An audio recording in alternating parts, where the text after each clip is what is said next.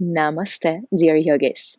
Let's talk today about the yoga props, something that we use all the time at the studios. And since we're practicing at home more, I would highly recommend you get some of them for your own practice.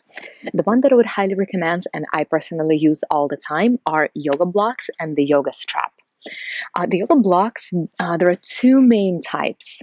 One is the foam block, which is very light, and another one is usually made out of cork or wood. So the difference between them is the wood one is sturdier. For example, when you need to prop yourself to be a little bit higher, they don't move under your body.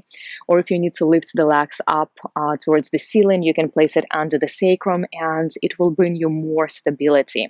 I would definitely recommend to get those.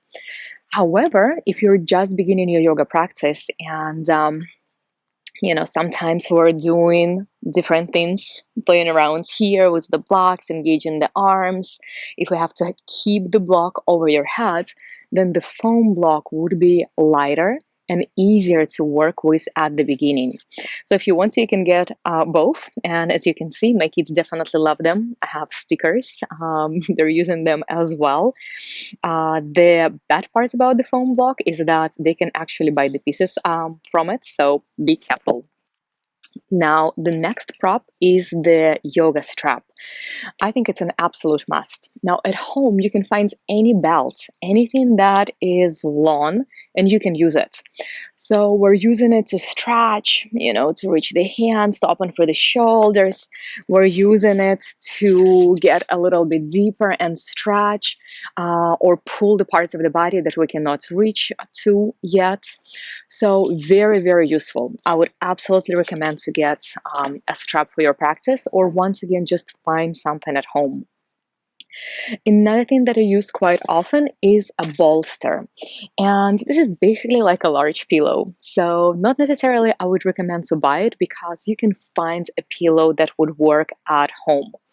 If you know that you're at the beginning of the practice, you're sitting down and your back is rounding, this is the indicator that you need to sit higher. Another indicator, if you're sitting down and your knees are higher than your waistline. So that also means that you need to sit a little bit higher to release the knees down. And the bolster or the pillow can do a fantastic job for it. What else do we have? Lots of times, traditionally, yoga blankets are used during the practice as well. I personally don't use them as much, but they can get very handy when you're doing the shoulder stands, just to lift your body a little bit higher and get extra release for your neck. What I love the blankets for are two main things. First, to protect your knees. So anytime we're doing the lunge and releasing the back knee down, I would highly recommend to use the blanket under the knee just to protect the joints. And the second one is my favorite. I would absolutely recommend to everyone to cover yourself with a blanket in Shavasana. Just try it. Trust me, it gives that extra edge to complete relaxation. It's absolutely fantastic. It makes you feel snuggle, like you're in your bed. It helps you keep protected and secure so you can relax deeper. So please, please, please find any blanket at home that can work and use it in your practice. Now, the extra things that I find also useful is the foam roller. This is to release your fascia. As you know, now scientists are talking more that our body works not in the groups of the muscles as we used to think about it before, but rather it works as a whole entity. Ta-da! And of course, everything that connects each part in our body between themselves is fascia, right? The connective tissue. And the foam block is fantastic for releasing it. So you can lay down on it and just roll it under your thighs. It's fantastic into getting into these areas like deep inner thighs, rolling down on it. It's great to open up your back when you're laying down on it. I'm definitely going to do another video on how to use the roller. So get it if you can. And then this little thing is called the therapy ball. It is from the Yoga Tune Up.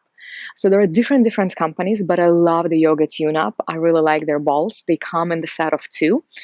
My kids stole the other one, so I can't show you at the moment. But this is great tool to get into the deep tension.